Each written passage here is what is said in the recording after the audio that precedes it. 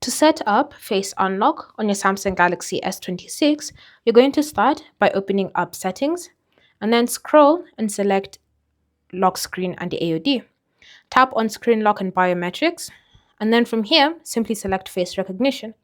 If you haven't set up a PIN, password, or pattern, you'll be prompted to do so before you can continue with this process. So just tap on Register, and then if you have glasses on, simply remove them so that it's easy for your face to be registered, and then place your face inside the circle and simply wait for your face to be scanned.